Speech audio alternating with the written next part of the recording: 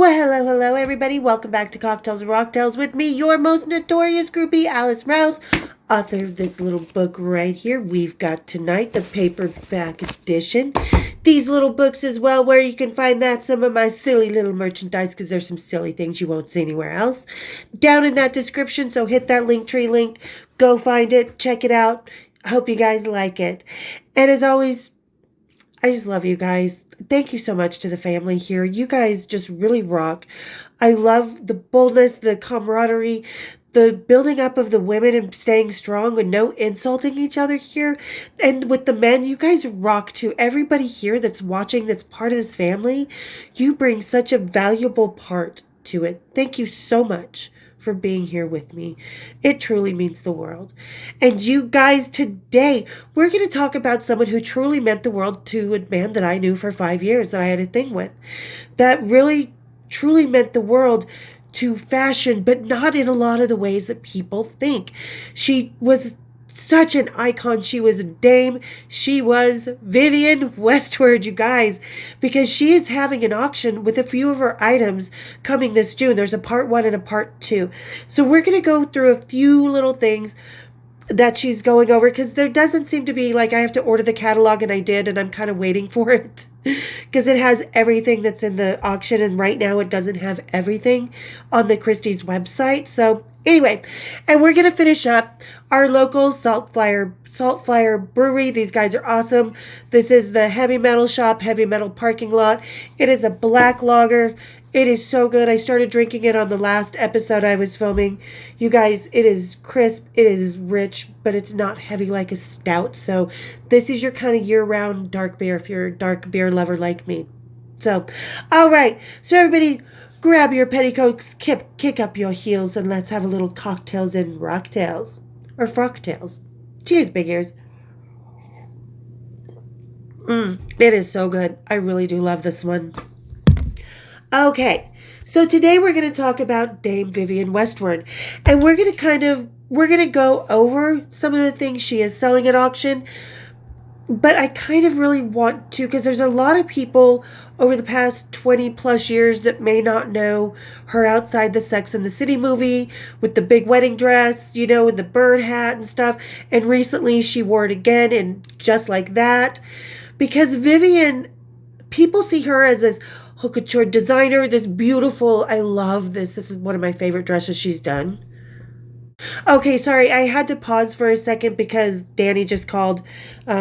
We like to do sipping Saturdays or day drinking stuff. Because yes, Danny and I are stuck for life. We're pretty much sisters at this point. You know what I mean? She's family, just like the rest of us. You know, so, all right, where was I? So let me tell you a little bit. Okay, the Sex and the City dress, people don't realize that she is really the godmother of punk fashion. Like, you see the Pistols wearing, and especially with the most recent renewal of the love of punk fashion because of Steve Jones' biography being made into the Hulu miniseries Pistol. So it kind of revived that fashion again.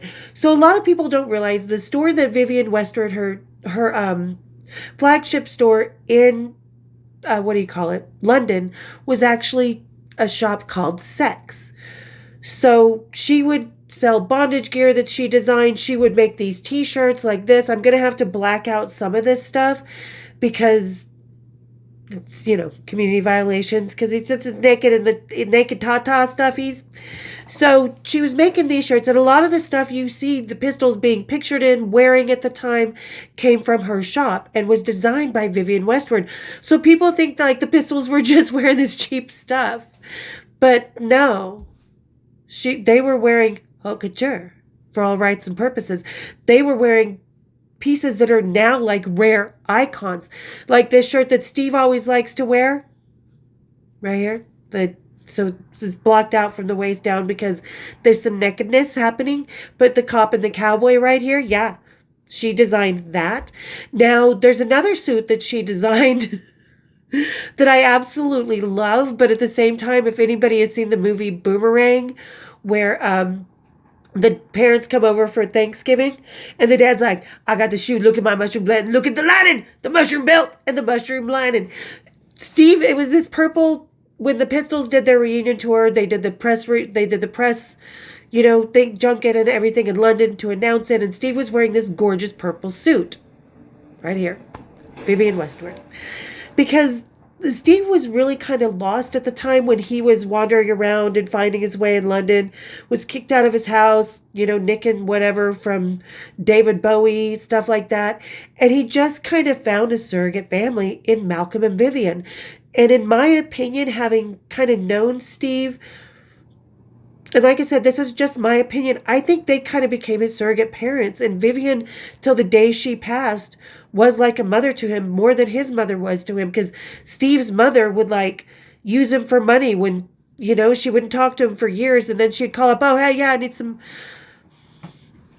So she really put the stepdad before Steve. And, we all kind of know from his book and the movie and stuff, but it really doesn't go deep in the movie about that kind of situation, about what his stepfather was doing to him and stuff. So when he found the shop sex and found Vivienne and Malcolm, I think he felt the most at home, even though he was on his own and they gave him a roof over his head. It wasn't with them.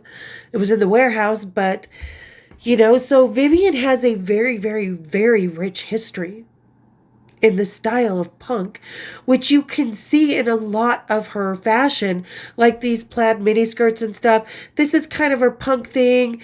You see a lot of very kind of sharp edges, kind of very distinct thingies. Like I said, with this British flag dress, that's where I was, I think, when I got cut off when Danny called. But anyway, so this, I love this dress, the way it wraps, the way it hangs. I love the British flag. She makes it in different colors, different lengths and stuff. But she's also, part of this auction is her own personal fashion. Because Vivienne wore what she created. She was her own muse, I guess. The punk scene. The spirit that was part of her. Because she wasn't like your typical designer. I think Alexander McQueen's attitude towards, that kind of rebellious feeling and fashion is the closest we can really get to Vivienne Westwood. So one of the first things, because Vivienne Westwood also really loved kind of that soft Victorian type of look and stuff, and it comes through in that Sex and the City dress and a couple of her lines for a couple years. And this dress that she wore herself, she designed herself and wore herself, this beautiful white satin. It's very reminiscent of that, Victorian or, what's her name? Marie Antoinette-ish, that type of time. And look at how beautiful she looks in it. And she was a beautiful woman. People don't realize she had these beautiful slim line facials, her body, everything. She was a stunning woman. Look at this. This is one of the things that's up for sale, the playing cards, which are very rare. But this is punk rock Vivienne. That's why I say she is the mom of punk, because she was. And look at this dress. I mean, just the complicated use of the material and the way it's draped and the way it's, and this is, let me see, at auction. It doesn't say what the estimate is. I would have to get the catalog, because for some reason I cannot get into the estimate for this. But because it is a Vivienne Westwood and you have that whole haute couture crowd, that now know who Vivienne Westwood is, but just as a designer, not as, the punk rock goddess that she was, I think this will probably go for a minimum of $10,000, I would guess. Because again, it's worn by her. Look at the hat she's wearing, and she looks very Marie Antoinette in this dress, very regal. So this is so I would guess around 10,000. We'll find out in June. All right. So now the next one is this really cool, skirt jacket kind of combo. And again, it shows that use like you saw in the, what do you call it? The UK, the Union Jack flag dress. She uses that kind of same draping, that kind of same direction that you also see with the blue and the colors, the graffiti that you see on the Sex Pistols t-shirts and stuff. So I really love this, and here she is wearing it. So this one I think will probably go, I would say because it is very reminiscent of her Sex Pistol designs, like this picture of Steve wearing that sweater that's all cagey and hanging off his. She designed that, and she designed this as well. So she's got that same kind of relaxed, but kind of it was very rebellious to the very structural 60s, 70s. Everything was becoming. It was kind of the 80s straight edge, not straight edge, but hard edge, but very feminine at the same time. I love this blue and white dress. So I'm guessing this one will probably go for the punk. I think the punk aspect adds to it. I'm going to say anywhere from 8 to 15,000. Now this one, this is a suit also worn by Vivienne with the black double-breasted buttons. It's kind of sheer till you get to the knees, and then it has that pleated look. Really, really awesome suit. Kind of very conservative, kind of very austere, and not expected of someone that's doing punk. But the punk part of it is like in the shoulders and the draping that she really uses in a lot of her designs. That sheer fabric is very suggestive because the jacket barely covers that sheer area before it gets back to the skirt. So that's just kind of what's on the first part. Like I said, let me go here. Let me go to part 2. Come on. Okay. Because like I said, there's there's a lot more things than what are being posted on the website. Oh, so here we have this. Again, like I said, here's Vivienne Westwood, when she was kind of a mom to Steve Jones. Absolutely gorgeous on the playing card.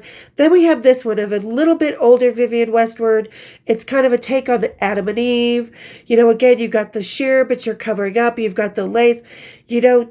I'm not in genocide. I don't know what she's got written there. But so, and that was Vivienne. She was very bold. She was very free-spirited. She was very questioning and mocking of certain things in this world, and that's one of the things I love about Vivienne Westwood. I mean, her fashion alone. So let me go. Because like I said, right now, until I get the catalog, there's just not a lot to go by on Christie's website. So let's go here. Let's go to images. Because I love this dress. Now, Vivienne really likes that kind of, like I said, the plaid, the punk, the Victorian, the feminine, the rebellion. She really knew how to combine it. And this plaid suit dress with the puffy sleeves right here, she really did an amazing job at combining everything in the knee-high socks and the boots and the platforms and the heels. She was always very feminine. And she just really kind of embodied that old school, what people feminine think. And let's see here. There's Helena Bonham Carter wearing this Vivienne Westwood outfit.